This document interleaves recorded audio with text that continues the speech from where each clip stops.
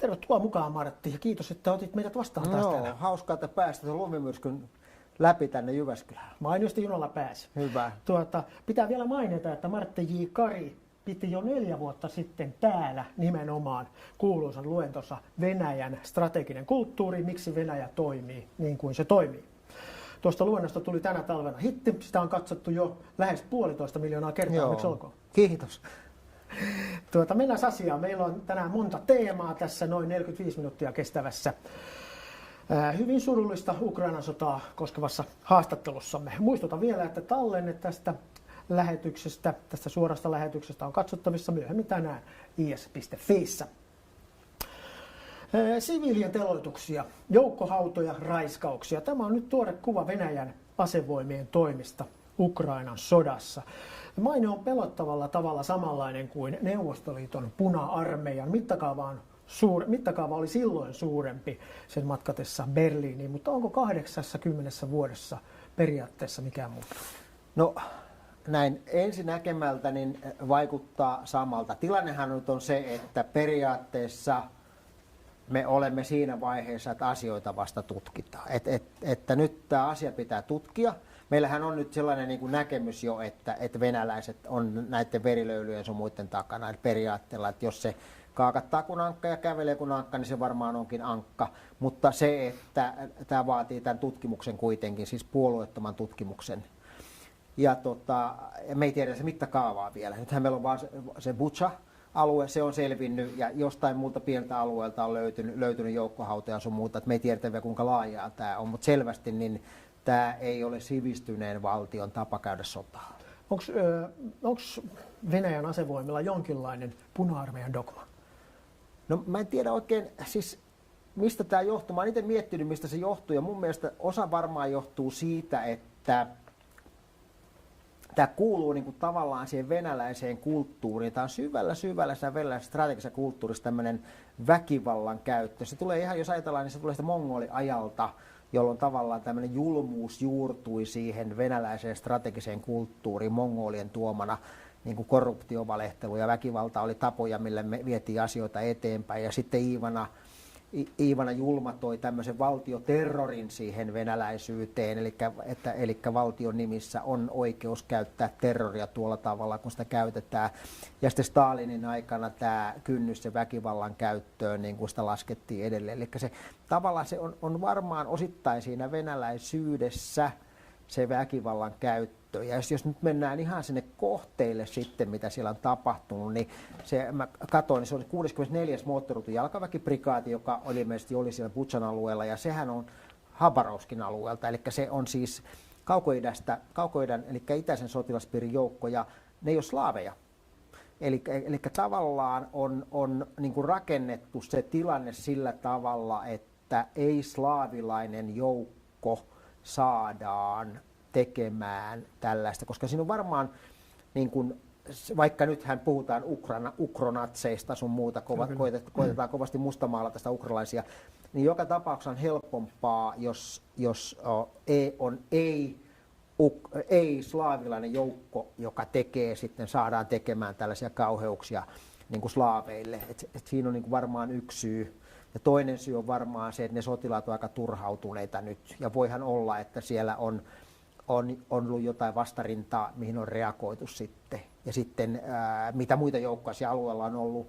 No siellä on maahanlaskujoukkoja, siellä on Ivanov 98, sitten siellä on Pihkovan 76 ja Tulan 106. Ja ne on kaikki joukkoja, jotka oli siellä Hostomelin maahanlaskussa mukana, ja ne sai pahasti pataan siellä, että ne on varmaan aika turhautuneita ja vihaisia.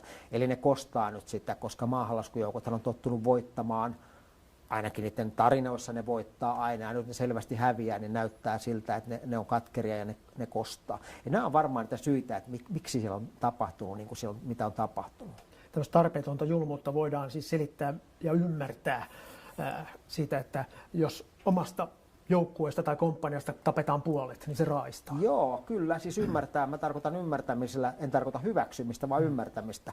Esimerkiksi Mylain verilöyly 68, Vänriki Käli, niin hänellähän kävi semmoinen tapaus, että hän oli niin kuin, hänen oma komppanian päällikkö niin kuin painosti häntä tekemään sankaritekoja, ja sitten he meni sinne Mylain kylään, ja heidän niin kuin tämä joukkueen pidetty kersantti ammuttiin, jolloin ne sotilaat tuli niin kuin raivoihinsa ja sen jälkeen ne surmasi mun mielestä jotain 500 vietnamilaista. Eli siis tämmöinen sotajoukon tämmöinen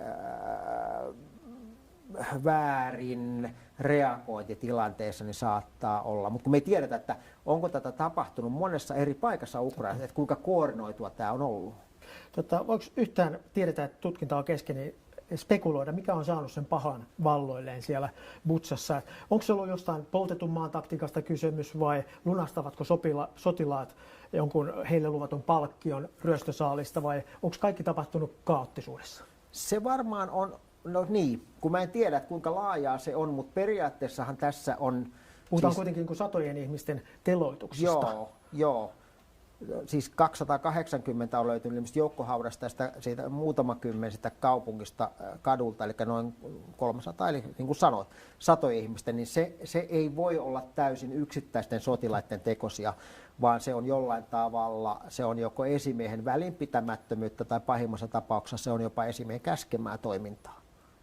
Niin tämä onkin tärkeä kysymys minusta tästä, että ovatko esimiehet vastuussa sotilaiden siviileihin kohdistamasta väkivallasta ja kuinka pitkälle, kuinka korkealle? Eli esimerkiksi meillä ajatellaan meidän rikoslaki 11 luku puhuu tuosta sotarikoksista. Niin se kertoo, siellä luetellaan, että mitä on sotarikokset ja ne on justiin näitä raiskauksia ja vanginampumista ja niin edelleen, eli näitä tyypillisesti näitä. Ja siellä meidän rikoslaki sanoo, että esimies, jos hän välinpitämättömyyttään jättää niin kuin puuttumatta siihen asiaan, että alaiset toimii näin, niin hän syyllistyy myöskin siihen sotarikokseen. Eli nyt kun me nähdään, että kuinka laajalla alueella tämä on tapahtunut, niin me voidaan arvioida, että missä on se esimies, korkein esimies, että onko se taisteluston komentaja, onko se operatiivisen suunnan komentaja, onko se koko operaation komentaja, joka on niin kuin vastuussa rikosoikeudellisesti siitä, mitä siellä on tapahtunut. Mutta kun nyt niin kuin tutkinta on kesken, niin me ei tiedetä, kuinka laajaa tämä on. Sitten kun me nähdään, kuinka laajaa tämä on, me nähdään, kuinka korkealle se jälki menee. Voiko vastuu mennä kenraaleiden yli? Everstien kenraali presidentti Putinin asti. Hän on kuitenkin antanut lähtökäskyn, jossa lähetti joukot natseja vastaan. Joo, no mä uskon, että se on tehty niin, että mitään semmoista käskyä ei löydy. Se pysähtyi varmaan siihen kenraalitason komentajistoon, että mitään semmoista siitä ylöspäin menevää käskyä, paperikäskyä tai suullista käskyä ei ole saatu, vaan on annettu ymmärtää nimenomaan, että puhutaan denatsifikaatiosta ja ukronatseista sun muuta. Niin kuin se venäläinen johtamistapaus, että annetaan ymmärtää, joku Skripalin myrkytystapaus, niin annettiin ymmärtää, että petturin palkka on kuolema. Et ei annettu selvää käskyä, mutta siis palvelut ymmärsi, että Skripali pitää päästä päiviltään niille. Et se on niin kuin tavallaan venäläinen johtamistapa, että se jälki ei mene ihan sinne ylös asti. Ja haasteellistahan se on ensinnäkin niin kuin se tutkia se jälki. Ja toinen haasteellinen asia on se saattaa ne rikosoikeudelliseen vastuuseen, koska Venäjähän ei itse tuomitse näitä ihmisiä missään tapauksessa. Kyllä. Kaiken maailman sopimuksia siviileihin kohdistetun väkivallan kieltämiseksi on allekirjoitettu toisen maailmansodan jälkeen. Eikö niillä todellakaan ole mitään merkitystä, kun tosipaikka tulee? On. Niillä on mun mielestä me Geneven sopimukset. Niillä on 4 Geneven sopimusta, 2 lisäpöytäkirjaa, jotka tehtiin 70-luvulla. Ja ne nimenomaan säätelee sitä, että miten suhtaudutaan siviileihin, miten suhtaudutaan sotavankeihin, miten suhtaudutaan haavoittuneisiin. Kaikki maat on hyväksynyt ne. Venäjä on ratifioinut myöskin ne, eli periaatteessa Venäjän pitäisi noudattaa niitä. Niiden suurin merkitys, no niillä on ensinnäkin se merkitys, ajatellaan Suomea oikeusvaltiona. Meille alokkaille opetetaan sodan oikeussäännöt. Ja sen jälkeen sitten vielä peruskoulutuskauden jälkeen, joukkokoulutuskaudella, ne säännöt kerrataan. Upseereiden koulutuksessa käydään läpi sodan oikeussäännöt ja miten sodan oikeussäännöt otetaan huomioon esimerkiksi operaation suunnittelussa, operaation toteutuksessa ja niin edelleen. Niin se tarkoittaa siis sitä, että oikeusvaltioissa oikeusvaltioiden viranomaiset, mukaan lukien sotilaat, pyrkii noudattamaan niitä sodan oikeussääntöjä, koska se kuuluu oikeusvaltion niin kuin tähän kulttuuriin. Ne on niin kuin mittari. Ne on niin kuin valtion sivistyksen yksi mittari on se, että miten se noudattaa muun muassa näitä Geneven sopimuksia, jos ajatellaan sotatilannetta. Venäjä taas ei välttämättä noudata näitä, mutta siinä on kuitenkin se, että koska tämmöinen sotarikos on universaali rikos, mikä tarkoittaa siis sitä, että jos Venäjä itse ei suostu tutkimaan ja tuomitsemaan, niin kaikilla muilla valtioilla on oikeus tutkia ja tuomita. Eli se tavallaan lyö painetta, ihan niin kuin tänne malesialaiskoneen alasampumiseen. Sieltähän löytyy ne syylliset ja ne on haastettu oikeuteen. Niitähän ei oikeuteen saatu, koska Venäjä ei niitä luovuta. Mutta joka tapauksessa silloin niin kuin tämmöinen moraalinen paineistus saadaan aikaan sillä, että ihmiset kuitenkin vähän miettii, että mitä ne tekee ennen kuin ne vetää liipasimesta tai antaa käskyn ampua tai polttaa. Kyllä, se malesialaiskoneen alasampuminen, sehän oli se viimeinen niitti, tai se herätti lännen tähän Ukrainan sotaan silloin. Joo, kyllä. Venäjän hyökkäykseen.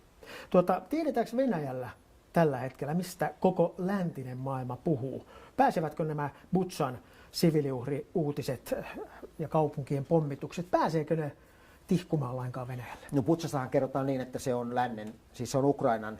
Mun mielestä oli mahtava. Se oli tyypillinen venäläinen malliesimerkki taas siitä, että Lavrovhan sanoi, että se on ukrainalaisten tekemä lavastus. Ja sitten samassa lauseessa Lavrov sanoi, että me vaadimme tästä kansainvälisen tutkimuksen. Kyllä. Niin mä mietin sitä, että jos kerran mitään kansainvälistä tutkimusta ei vielä ole tehty, niin miten Lavrov voi tietää, että se on ukrainalaisten lavastus. Mutta siis tämä on tyypillistä tämmöistä venäläistä retoriikkaa. Mutta siis venäläisillä on tyypillistä se, että jos ne jää jostain kiinni, niin ne ei pelkästään kiistä, vaan ne laittaa vastapallon. Skripalin nämä myrkyttäjät, ne oli katsomassa Salisburyn katedraalia ja niin edelleen. Eli se on niin kuin hyvin tyypillistä venäläistä retoriikkaa. Mutta venäläiset osaa kyllä lukea rivien välistä. Nyt siellä on ihan valtava rummutus siitä, että ukrainalaiset on natseja. Siis kansakuntana, läpi Ukrainan kansan, ne on natseja, mikä tarkoittaa siis sitä, että se Venäjän johto pelkää sitä, että ne venäläiset rupeaa miettimään, että mitä siellä Ukrainassa oikeasti tapahtuu, jolloin ne joutuu pistämään ihan hirveän paineen siihen, että ne on natseja. Kyllä. Mä otan tuosta kiinni, minkä mainitsit. Sä oot tosiaan Venäjän historian tuntija, olet tohtoritasoinen Venäjän strategisen kulttuurin tuntija. Niin kommentoit tätä vielä vähän lisää, että Venäjän valtion tiedotusvälineet ovat alkaneet julkistaa tätä materiaalia, tätä Ukrainan natsien pahuudesta, erilaista materiaalia. Ja valtiollisen uutistoimisto RIA Novostin artikkeli vaati natsien, eli sen mukaan lähes koko Länsi-Ukrainan väestön tuhoamista.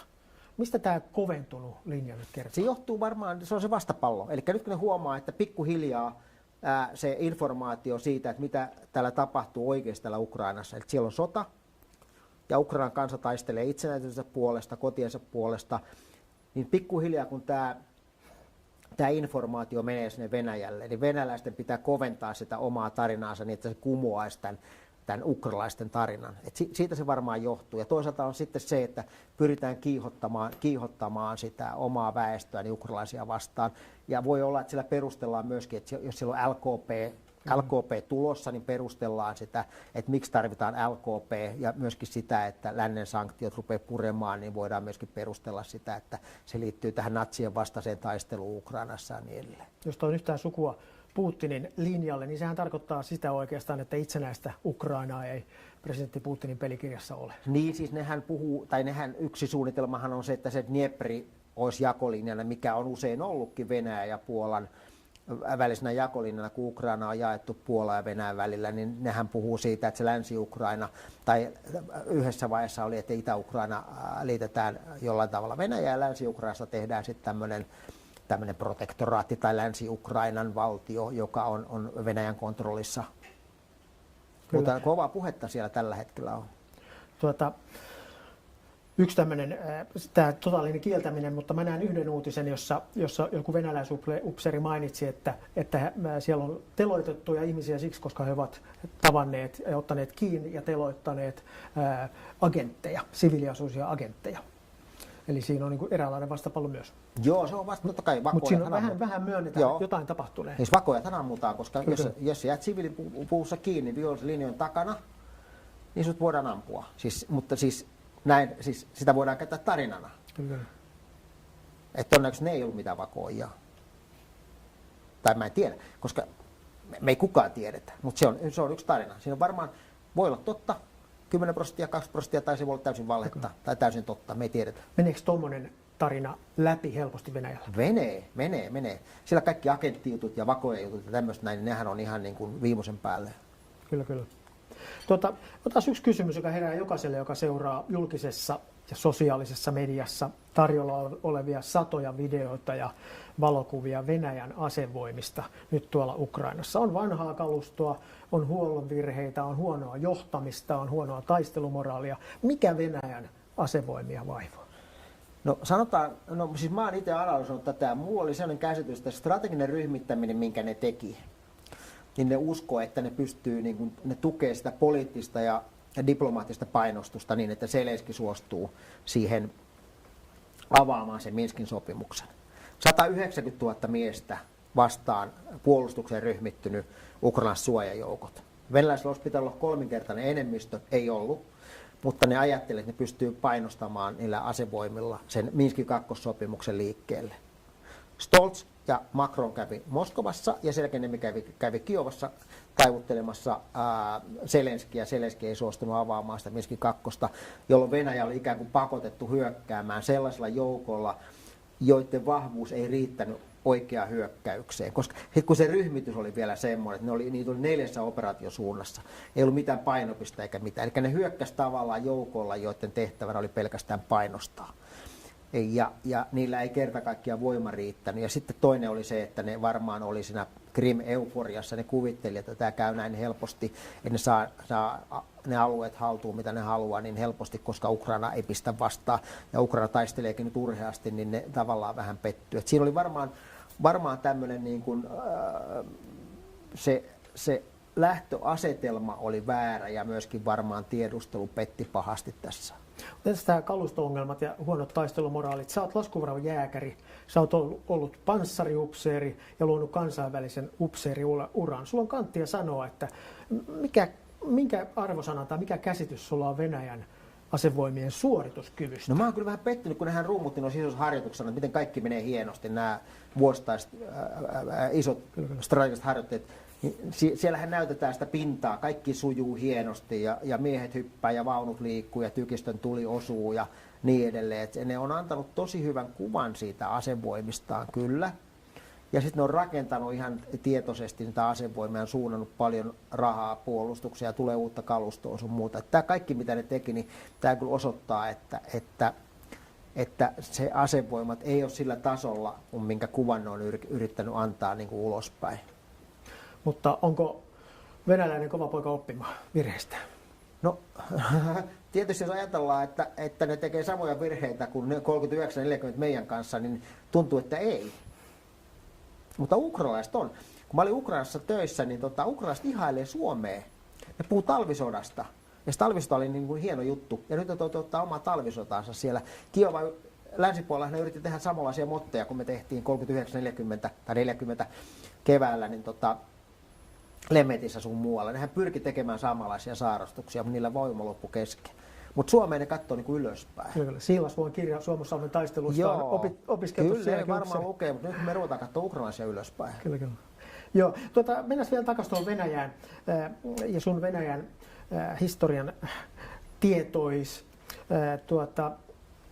Mikä on sun arvio siitä, että Venäjän kansan tuki tätä sotaa ja Putinia kohtaan on kasvanut näiden viikkojen aikana? Joo, no se on varmaan, jos sä oot kadulla ja sut pysäytetään ja sanotaan, että oletko Putinin puolesta vai vastaan, niin mitä sun kannattaa vastata? Kyllä, niin. Kannattaa vastata. Et sitten kun Venäjä on niin huujen suurvaltaa, siellä on aina monta totuutta, niin siellä on se kadun totuus ja lehdissä oleva totuus ja keittiötotuus. Et mehän ei tiedetä, mikä se keittiötotuus on, että mitä ne ihmiset oikeasti ajattelee siellä. Ja se on 83% taas on se Putinin kannatus tai suosio, aika hurjalta kuulostaa. Että onko sekin vaan tarkoitus niin kuin tavallaan kertoa ihmisille, että itse asiassa niin, jos olet Putinia vastaan, niin kuulut pieneen vähemmistöön. Eli tavallaan koitetaan niin kuin propagoida Putinin puolesta. Mutta se, että se kertoo, jos se luku on lähellä totuutta, jos se on siellä 60%, niin se kertoo varmaan siitä, että se venäläisten propaganda on onnistunut, eli että nämä sanktiot on lännen pahuutta, Ja toisaalta se kertoo siitä, että Venäjä on pystynyt eristämään sen oman informaatioympäristönsä niin, että venäläiset ei ihan oikeasti saa tietoa siitä, mitä täällä tapahtuu täällä Ukrainassa, tai mitä länsi tekee ja niin edelleen. Komsomolskaja Pravdassa mainittiin sana sota 2. huhtikuuta, kun sotakirjeenvaihtaja pahoitteli Kiovan alueelta vetäytymistä ja hän kirjoitti, että sota on vasta alkamassa. Miten tämä on tulkittavissa, että sotasana ei enää ole pannassa? Ja no sotasana oli pannassa silloin, kun tuli 3 viikkoa sitten se laki, että sotasanaa ei saa käyttää. Ehkä se ei ollut lapsus, koska se on lehdessä. Ehkä siinä periaatteessa kansaa aletaan valmistelemaan siihen, että jotain isompaa on tulossa. Eli nythän se todennäköisesti painopiste siirtyy sinne itään, tai ainakin kaikki kertovat, että se painopiste siirtyy sinne itään Kiovan alueelta, sitten sinne Harkovan alueelle ja Harkovan taakse Donin operatiivisen suunnan suuntaan. Niin ehkä ne valmistelee kansaa siihen, että tulee tappioita, ja että se vaatii kansalta yhä enemmän venymistä, tulee sanktioita lisää ja ehkä on jonkinnäköinen alueellinen LKP tai jopa valtakunnallinen LKP.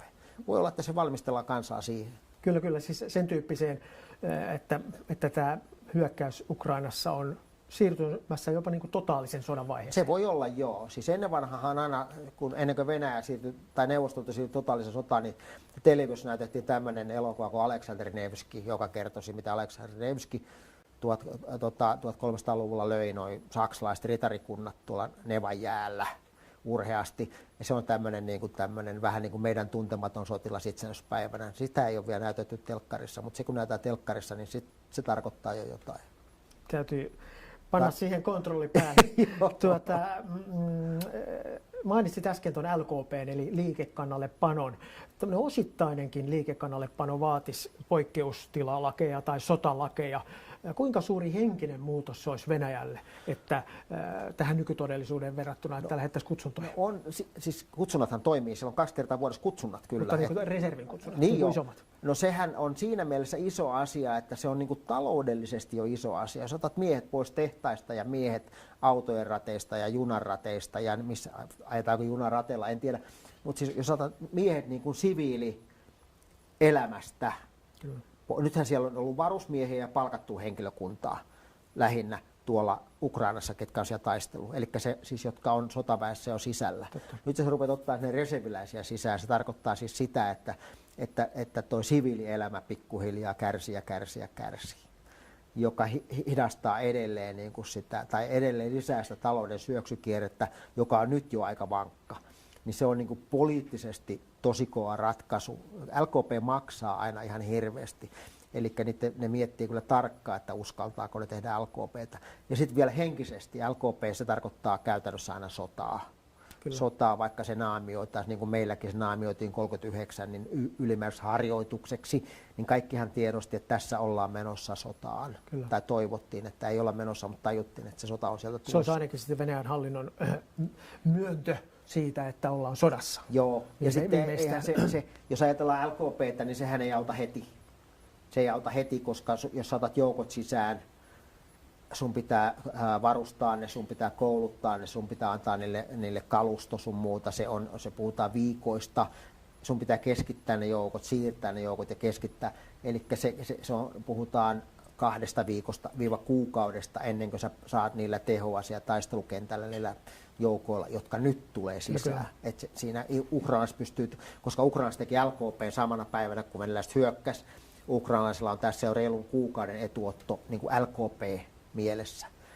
Ne perusti 200 000 miehen joukot, ja nythän se, mitä Ukraina saavuttaa näitä voittoja, niin se on nimenomaan se LKPn kautta perustetut joukot alkaa vaikuttaa taisteluun. Mainitsit tuon määrän, mutta jostain on heitetty luku 60 000 olisi, mikä Venäjä ottaisi nyt reservistä. Tehdäänkö 60 000 miehellä tuolla niin kuin iso ratkaisu? No sillä varmaan täydennetään näitä tappioita sun muuta, että saadaan ne joukot. Mä en tiedä, että onko tarkoitus, että tehdään uusia joukkoja vai täydennetäänkö rikki menneitä joukkoja. Niillähän on tyypillisesti se, että tämmöinen prikaati tai divisiona perustaa taisteluosastoja. Siellä on valmius 2 taisteluosaston lähettämiseen, ja ne on lähettänyt, esimerkiksi nämä lähialueen joukot, ne on lähettänyt 2 taisteluosastoa. Siellä on vielä 1 taisteluosaston aihio olemassa siellä divisioonissa ja prikaateissa. että tekeekö ne niin, että ne ottaa sisään niitä reserviläisiä, perustaa sen 3. taisteluosaston ja suuntaa sen taisteluun, vai perustaako ne kokonaan uusia joukkoja, en tiedä, mutta joka tapauksessa, tai sitten, että täydentääkö ne niitä rikkiammuttuja taisteluosastoja, en tiedä, mutta joka tapauksessa 60 000 miestä niin tuntuu, että sillä ei ole ratkaisevaa merkitystä, ellei ne muodosta painopistettä. Nythän niillä ei ollut painopistettä, että jos ne muodostaa painopisteen, sitten niillä 60 000 saattaa olla jotain merkitystä. No puhutaan tuosta painopisteestä, sodan logiikasta. Lähdetään siitä, että mä heitän tällaisen väitteen, että Venäjän eka hyökkäys päättyi epäonnistumiseen, ainakin tuolla pohjoisessa Kiovan suunnalla. Niin nyt on puhuttu sitten, niin kuin äsken mainitsit, että idässä tulisi sitten uusi painopiste. Vielä tuosta Putinin ensimmäisestä suunnitelmasta.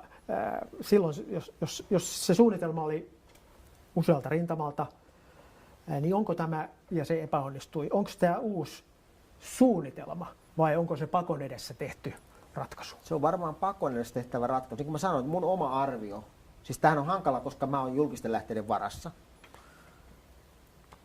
niin eikä mulla ole mitään kontaktia enää mun vanhaan työnantajaan tai vanhoihin työkavereihin sillä tavalla, että jos me nähdään, niin me ei puhuta mitään ammatillisia asioita, koska he eivät voi puhua mukaan mitään ammatillisia asioita, me puhutaan kalastuksesta. Mutta siis se, että mä oon täysin julkisten lähteiden varassa, mutta totta kai mun aivot työskentelee edelleen, kun tiedusteluupseerin aivot työskentelee, niin mun oma arvio on siis se, että se venäläisten ryhmitys oli painostusryhmitys, ja ne joutuu lähtemään hyökkäykseen sitä painostusryhmityksestä, niillä ei ollut mitään painopistettä, vaan ne lähti 4 eri operatiivisesta suunnasta. Nyt ne on tajunnut, että ne ei pääse näin eteenpäin, että ne pyrkii muodostamaan painopisteen joko sinne Donin operatiivisen suunnalle tai sitten sinne Krimin operatiiviselle suunnalle, kuitenkin niin, että ne pyrkii muodostamaan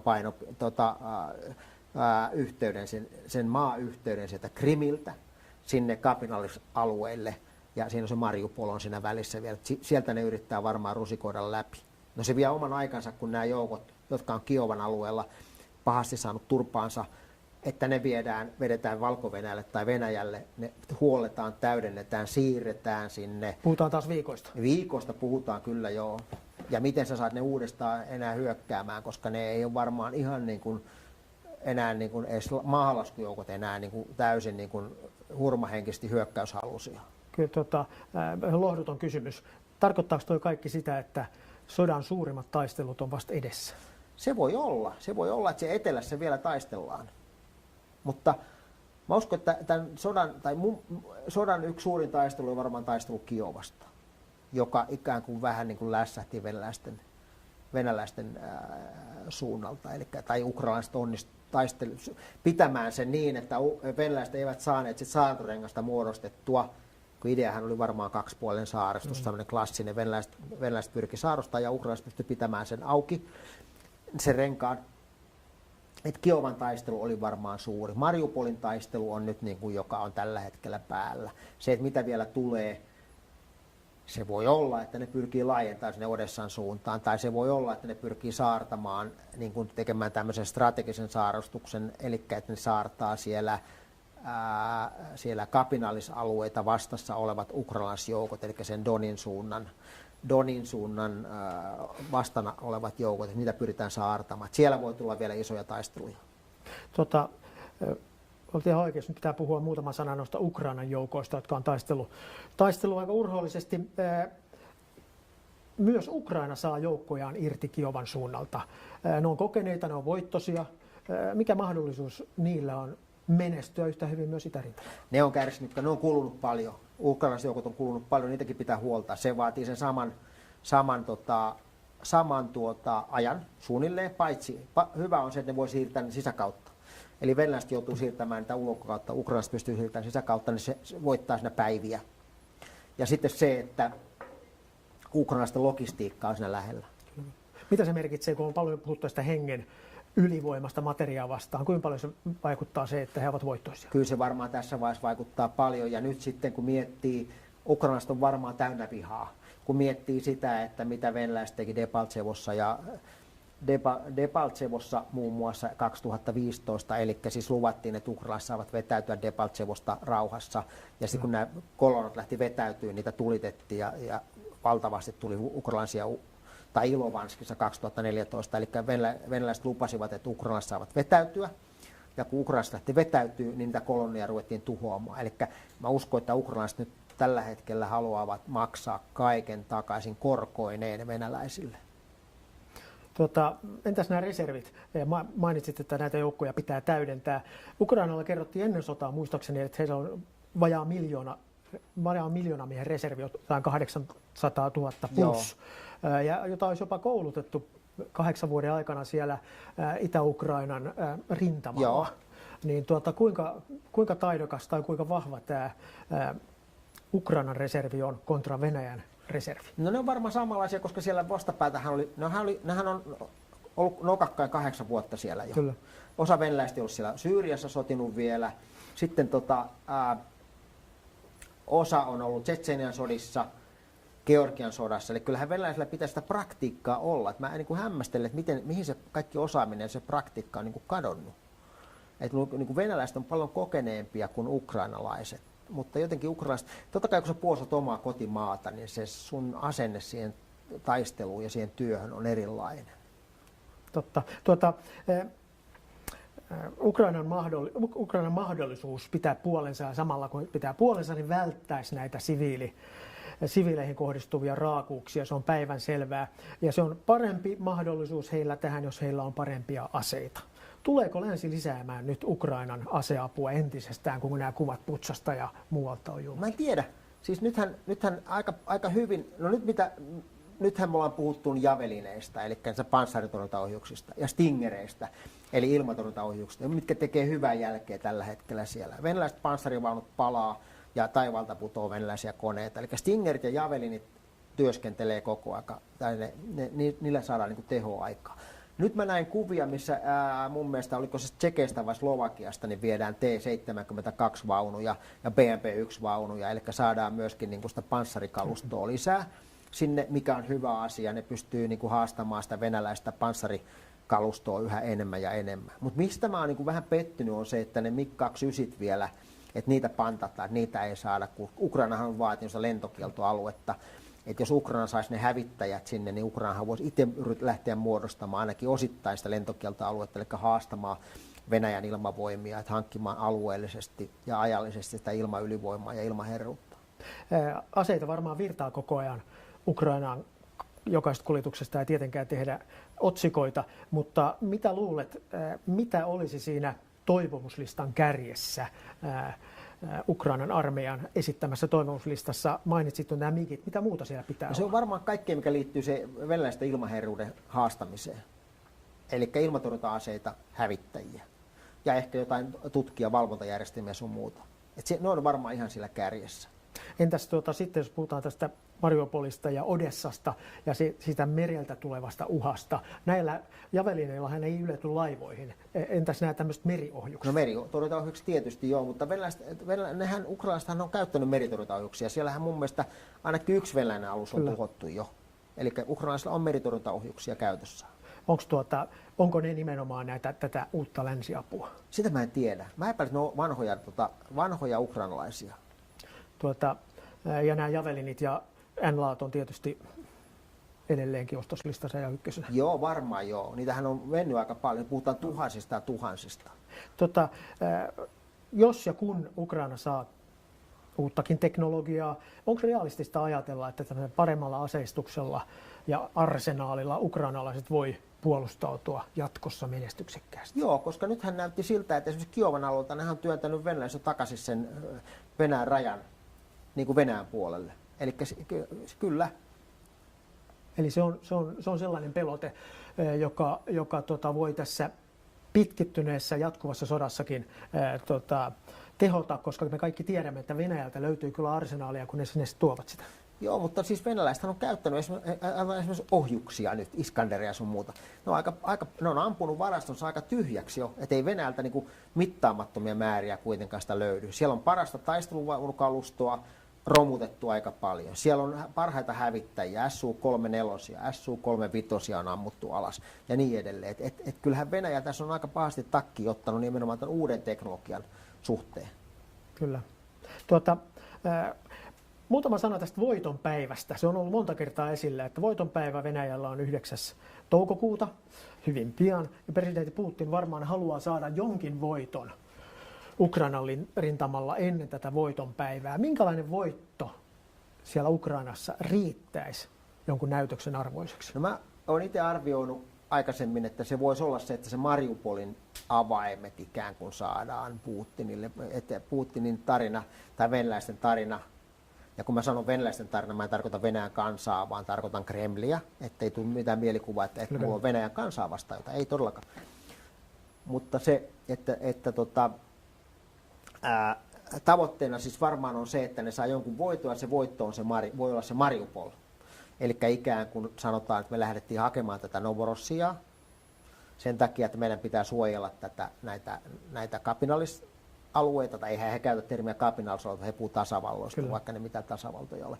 Ja että he niiden tasavaltojen suojaamiseksi tarvitsee sen Novorossian alueen ja maayhteyden sinne Krimille plus sitten sen Kahovkan vesialtaan, koska alkaa kohta satokausi siellä. Et jos ne sen saa, niin se ikään kuin tarjollaan varmaan Venäjän kansalle suurena voittona. Et se tarina varmaan on, koska ei niillä ole oikein mitään muuta.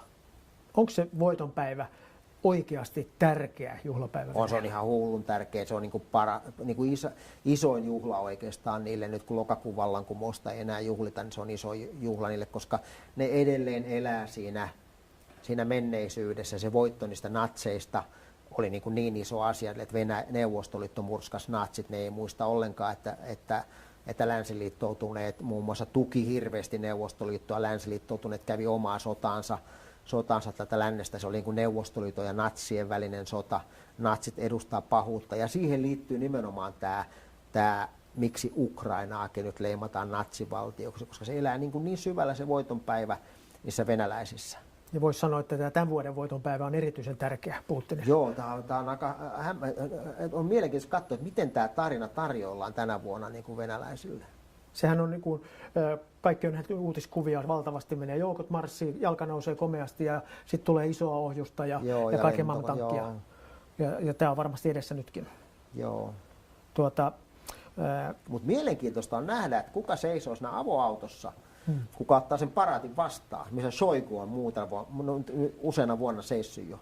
Että kuka siinä autossa seisoo. Siinä mielessä mä odotan voitonpäivää mielenkiinnolla. Niin se ilmeisesti kertoo aika paljon nykytilanteesta Kremlin hovissa. Joo, ja kuka ilmoittaa Šoigulle ne joukot. Joo. Onko Putin jossain parvekkeella tai hän seuraa sitä ylempää?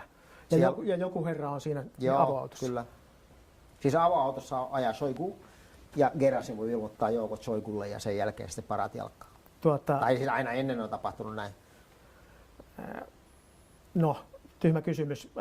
Tai kyllähän Syyrian sotaa ja Tšetšenian sotaa käytiin ja voitonpäivät oli päällä silloinkin. Tekeekö se tähän symboliikkaan tai siihen ohjelmaan mitään muutoksia, että kansa käy sotaa? Tai operaatiota? No, siis kyllä se varmaan vedetään ihan samalla saklulla kuin aikaisemmin, mutta se, että kansa varmaan ehkä ymmärtää, että se ei ole totta.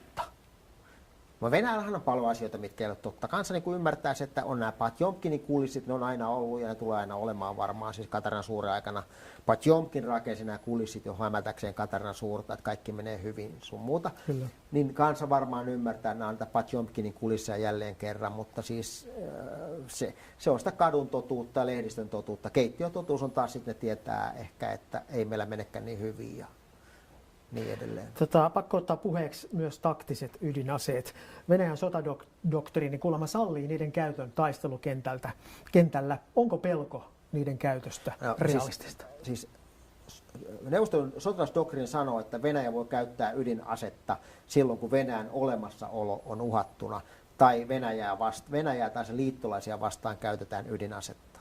Se, että miten me arvioidaan että Venäjän olemassaolo on uhattuna, niin se ratkaisee sen. Mutta mä en usko, että taktista ydinasetta käytetään, koska eihän tässä tilanteessa Venäjän olemassaolo ole uhattuna. Jos Ukraina pystyy suojelemaan omaa maataan ja työntämään venäläiset Ukrainan rajojen ulkopuolelle, niin se ei vielä uhkaa Venäjän olemassaoloa. Eli se ei periaatteessa anna oikeutta ydinaseen käyttöön. Peskovhan sanoi myöskin, että tässä viikko sitten, että Venäjä käyttää ydinasetta silloin, kun Venäjän olemassaolo on uhattuna. Kyllä.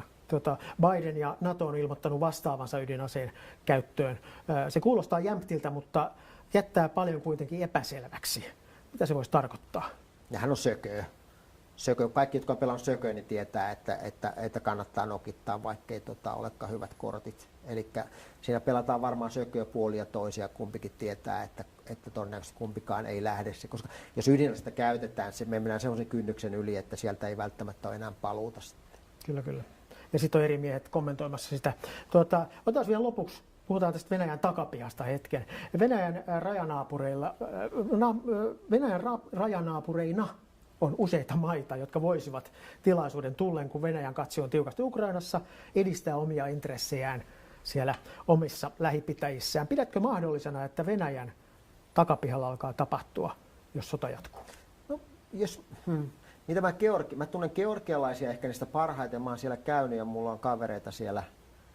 Georgialaiset aika kuumia kavereita ja se Etelä-Ossetia ja Abhaasian tilanne häiritsee niitä, niin ei ole poissuljettua, että siellä voisi tapahtua jotain. Jos se venäläisten voima vähenee riittävästi siellä, niin siellä voisi tapahtua jotain. Niin. Sitten Valko-Venäjä. Valko-Venäjä on mielenkiintoinen. Joidenkin tietojen mukaan 60% valko-venäläistä upseerista vastustaa Ukrainan sotaa. En tiedä, miten tämmöinen prosentti on saatu, mutta joka tapauksessa niin ihan selvää on, että varmaan Valko-Venäjän upseerista, joka ei ole täysin niin kuin tämän Lukashenkon takana. Ja sitten kansa ei varsinkaan ole. Se, että jos Venäjä heikkenee riittävästi, niin tapahtuuko siellä jotain. Sitten Kazakstan. Kazakstanhan oli aika levoton tuossa, oliko se joulunurkilla. Vuodenvaihteessa. Siellä voi tapahtua jotain ja niin edelleen. Että kyllähän niin kuin periaatteessa ympäri Venäjän rajojen läheisyydessä, niin siellä voi kuplia. Kyllä, Japani on halunnut saariaan takaisin. Joo, Kurillista puhutaan. Japanihan ei mitään sotilaista tee, vaan Japanihan voi haastaa niin kuin, juridisesti Venäjän tästä keskustelun Kurilleista ja niin edelleen. Valko-Venäjä on mielenkiintoinen, koska on odotettu ja oletettu, että se olisi osallistunut sotaan, ei ole tehnyt sitä, ja siitä kansannoususta on vuosi puolitoista. Siellä on, se kytee edelleen siellä. Kyllä. Niin kuinka kaukaista se on, kuinka luja ote Putin, hän kävi tavallaan joukkoinensa panemassa sen pakanan kuntoon. Kuinka mahdollista siellä on puhjeta uudet mellakat? No en tiedä, mun mielestä siis mä hämmästyn, että Valko-Venäjä ei lähtenyt mukaan, mikä tarkoittaa siis sitä, että Valko-Venäjä, Luka ei varmaan enää niin kuin usko täysin siihen Putiniin. Tai sitten se haluaa vaan näyttää Putinille, että hän on niin kuin hän on oma mieli, oma tahto. Niillähän on valtiosopimusperiaatteet, niiden pitäisi olla samaa valtioliittoa, mutta ne ei sitten lähtenyt kuitenkaan tähän sotaan mukaan. Voiko sinulla olla se, että nämä kaksi herraa kuitenkin ajatteli, että se tilanne Valko-Venäjällä on niin herkillä? Se voi olla. Että jos Valko-Venäjä lähtee mukaan, niin siellä voi jotain tapahtua. Se voi olla, joo. Kyllä.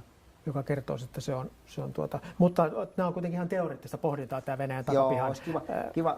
Sieltä on paljon otettu joukkoja pois. Joo. Siksi tämä kysymys. Joo. Siis mä oon Valko-Venäjällä käynyt monta kertaa ja matkustana puhunut ihmisten kanssa. Nyt mä en ole mennyt moneen vuoteen enää. Silloin kun mä olin virassa, mä kävin aina näillä LTL-tarkastuksilla, muilla mulla oli siis se diplomaattistatus, jolloin mä olin turvassa. Mutta en mä enää voi tavallaan mennä, koska voi käydä jotain. Voi laukusta löytyä jotain valkoista pulveria tai vastaavaa, niin mä en lähde kokeilemaan onneani.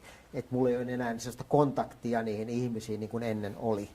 Mutta siis se, että eihän Valko-Venäjäkään kansa, ei se mikään niin kuin homogeeninen kansa ole, että kaikki ajattelee samalla tavalla, vaan kyllähän sielläkin on niitä eri asteista ja eri tyylisuunnan oppositio ja niin edelleen.